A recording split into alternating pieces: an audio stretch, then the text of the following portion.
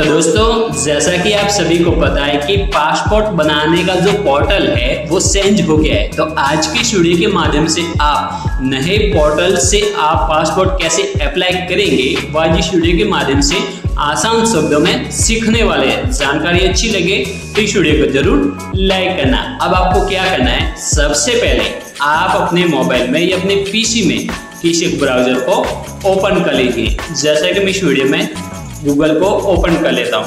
जैसे गूगल को ओपन कर लेता हूँ तो ये जो सर्च बार है इसमें आपको टाइप करना होगा इंडिया पासपोर्ट। जैसे आप इंडिया पासपोर्ट लिख करके सर्च पर आप क्लिक कर लेंगे तो आपके सामने इस तरह का एक इंटरफेस खुलकर ओपन होगा। अब आपको क्या करना है, सबसे पहले फर्स्ट वाली जो वेबसाइट है passportindia.gov.in इस पर आपको क्लिक करना होगा।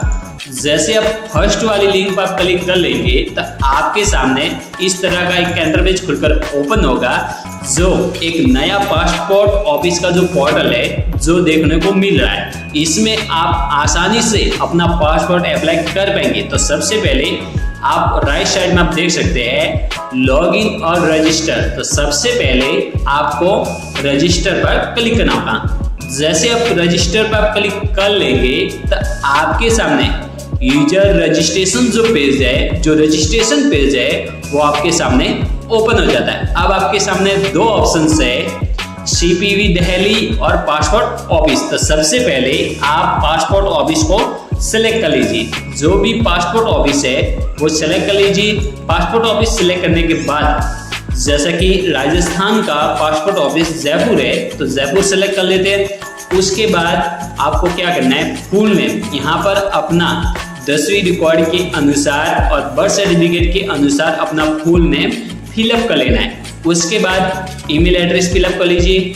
उसके बाद आपके सामने do you want your login ID to same as email ID, यानी कि क्या आप ईमेल एड्रेस को लॉगिन आईडी बनाना चाहते हैं तो आपको यस करना होगा। यदि आप अदर यूजर नेम क्रिएट करना चाहते हैं तो आपको नो फिलअप करना होगा। और उसके बाद आप अपनी इच्छा अनुसार जो भी लॉगिन आईडी क्रिएट करना चाहते हैं वो फिलअप कर लीजिए। और उसके बाद चेक अवेलेबिलिटी पर क्लिक करना होगा।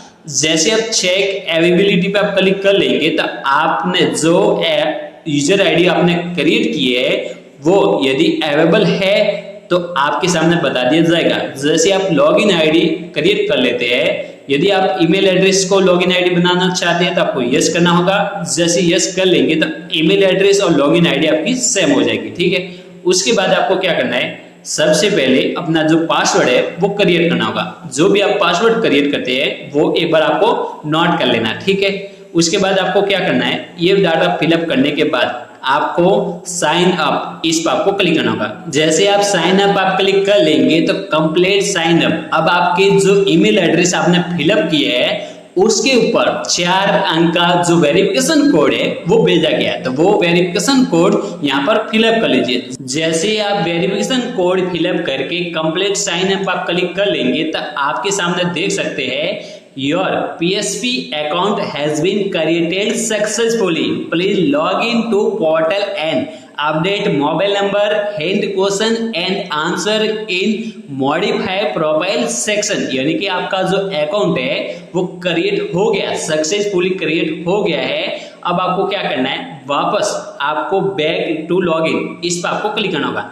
जैसे आप बैक टू लॉगिन पर आप क्लिक कर लेंगे तो अब आपका जो लॉगिन पेज है वो ओपन हो जाता है। अब आपको क्या करना है, अब आपको यहाँ पर आपकी जो लॉगिन आईडी है वो यहाँ पर फिलअप कर लीजिए। लॉगिन आईडी फिलअप करने के बाद कंटिन्यू पर आपको क्लिक करना होगा। जैसे आप कंटिन्यू पर आप क्लिक कर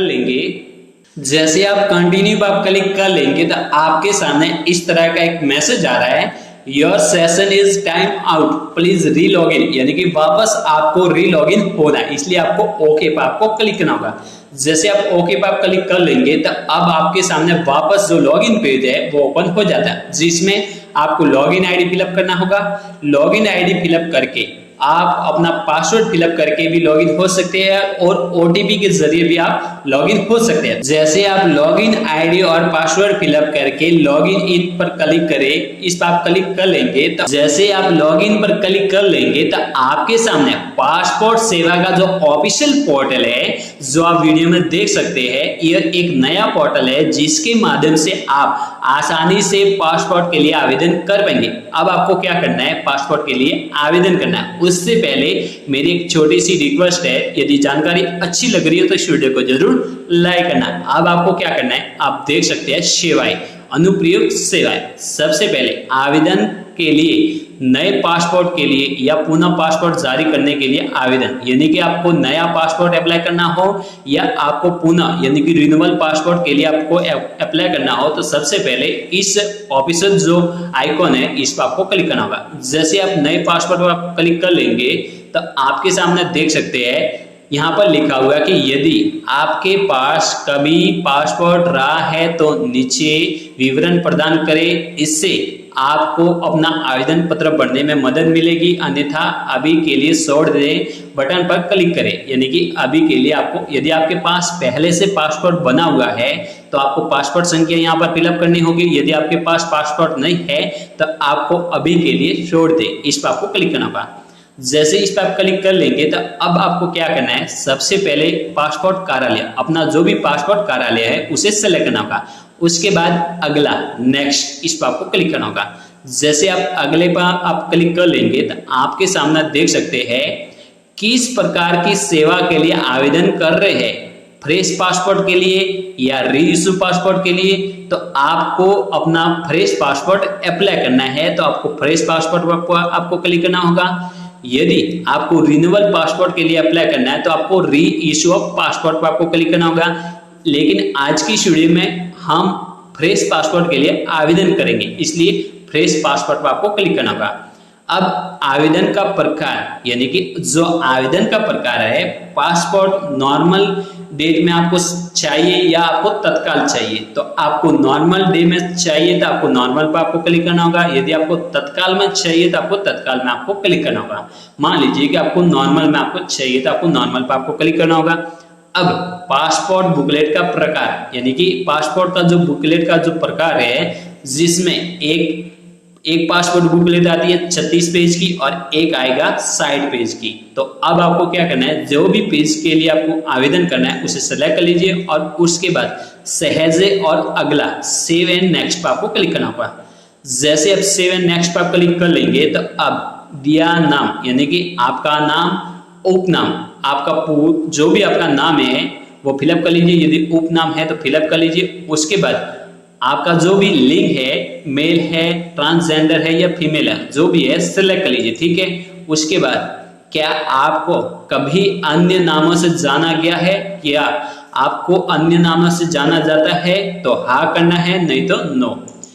क्या आपने कभी अपना नाम बदला है, क्या आपने कभी अपना नाम चेंज किया है तो यस करना है, नहीं तो नो। उसके बाद आपको क्या करना है, आपकी जन्म तिथि, डेट ऑफ बर्थ यहाँ पर फिलअप कर लीजिए। उसके बाद डेट ऑफ बर्थ का जो स्थान है, आपका जो भी स्थान है बर्थ का, वो यहाँ पर फिलअप कर लीजिए।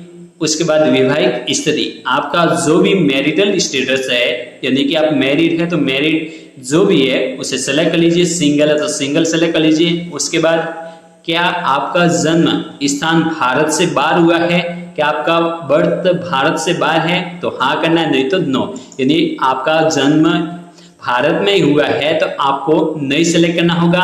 उसके बाद अपना जो भी स्टेट है वो सेलेक्ट कर लीजिए। स्टेट सेलेक्ट करने के बाद अपना डिस्ट्रिक्ट सेलेक्ट कर लीजिए। डिस्ट्रिक्ट सेलेक्ट करने के बाद अपना भारत की जो नागरिकता है वो सेलेक्ट करना होगा। बर्थ से है या अन्य जो भी है, यानी कि जन्म से आपकी नागरिकता है तो आपको बर्थ सेलेक्ट करना होगा। उसके बाद यदि आपके पास पैन नंबर है तो यहाँ फिलअप कर लीजिए। मतदाता पहचान संख्या है तो फिलअप कर लीजिए। रोजगार के प्रकार, अब आपका जो भी रोजगार है वो सिलेक्ट करना होगा। यदि आप गवर्नमेंट सर्वेंट है तो गवर्नमेंट सर्वेंट सेलेक्ट करना होगा। होम मेकर है तो होम मेकर, नॉट एम्प्लॉय तो नॉट एम्प्लॉय जो भी है वो आप सेलेक्ट कर लीजिए, ठीक है। जैसे आप एम्प्लॉय सेलेक्ट कर लेंगे, रोजगार का प्रकार सेलेक्ट कर लेंगे तो उसके बाद क्या आपके माता पिता नाबालिग के मामले में पति पत्नी में से कोई एक सरकारी कर्मचारी है? क्या आपके माता पिता या पत्नी में से कोई एक गवर्नमेंट सर्वेंट है? तो यस करना है, नहीं तो नो। ठीक है। उसके बाद शैक्षणिक योग्यता, यहाँ पर आपकी जो भी शैक्षणिक योग्यता है वो सेलेक्ट करना होगा। अब आपके सामने दिखाई पड़ने वाला पहचान चिन्ह यानी कि आपका जो भी बॉडी मार्क है वो यहाँ पर फिलअप कर लीजिए। उसके बाद नेक्स्ट ऑप्शन से आधार संख्या यदि उपलब्ध हो, यानी कि कंपलसरी नहीं है, यदि आपके पास आधार संख्या है तो फिलअप कर लीजिए।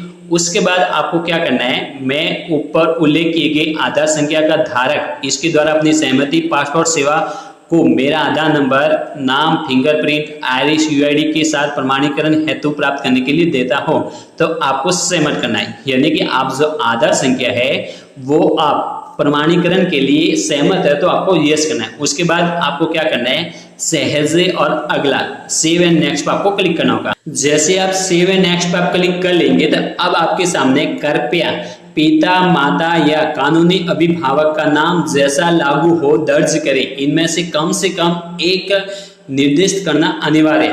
अब आपको अपना पिताजी का नाम फिलअप कर लीजिए, पिताजी का उपनाम है तो फिलअप कर लीजिए, माताजी का नाम फिलअप कर लीजिए, दो जो आपको बर्थ सर्टिफिकेट और 10वीं रिकॉर्ड के अनुसार फिलअप करना जरूरी है। कानूनी अभिभावक का नाम यदि है तो लागू होता है तो। उसके बाद माता पिता का नाम फिलअप करके जैसे आप सेव एंड नेक्स्ट पे आप क्लिक कर लेंगे, तो जो चौथा स्टेप है वो एड्रेस से संबंधित है, पता विवरण से संबंधित है। अब आपके सामने पता विवरण से संबंधित जो पेज है वो ओपन हो जाता है, जिसमें आप देख सकते हैं क्या ये तुम्हारा भारत के बाहर वर्तमान पता है, यानी कि क्या आपका भारत से बाहर पता है तो यस करना है, नहीं तो नो। उसके बाद आपको मकान नंबर, सड़क का नाम फिलअप कर लीजिए, गांव का नाम फिलअप कर लीजिए, पिन कोड फिलअप कर लीजिए, स्टेट सेलेक्ट कर लीजिए, डिस्ट्रिक्ट सेलेक्ट कर लीजिए, पुलिस स्टेशन सेलेक्ट कर लीजिए, मोबाइल नंबर फिलअप कर लीजिए, टेलीफोन नंबर यदि लागू है तो आप फिलअप कर सकते हैं। उसके बाद ईमेल एड्रेस फिलअप कर लीजिए, क्या स्थायी पता उपलब्ध है, क्या आपका वर्तमान पता और स्थायी पता सेंज है तो आपको यस करना है, नहीं तो नो। जैसे आप नहीं कर लेंगे और उसके बाद सेव एंड नेक्स्ट पे आप क्लिक कर लेंगे, जैसे आप सेव एंड नेक्स्ट पे आप क्लिक कर लेंगे तो आपके सामने इस तरह का एक स्क्रीन मैसेज आ रहा है, जिसमें कृपया ध्यान दें कि आप आवेदन पत्र का विवरण सहेजने के बाद आरपीओ को नहीं बदल पाएंगे और आपको आवेदन जमा करने वाले केंद्र पर जाना होगा जो आरपीओ के अंतर्गत आता है। तो सबसे पहले इस मैसेज को एक बार ध्यान में रख लीजिए। उसके बाद ओके पर आपको क्लिक करना होगा। जैसे आप ओके पर आप क्लिक कर लेंगे तो अब आपके सामने जो 5वां जो ऑप्शन है, 5वां जो स्टेप है, आपातकालीन संपर्क करें, यानी कि अब आपको इमरजेंसी कांटेक्ट नंबर से संबंधित, कांटेक्ट नेम से संबंधित जो डाटा है वो फिलअप करना होगा, जिसमें आप देख सकते हैं नाम और पता। यहाँ पर इमरजेंसी यानी कि आपके परिवार से संबंधित जो भी आप इमरजेंसी के रूप में नाम लिखना चाहते हैं और उनका जो पता है वो फिलअप कर लीजिए।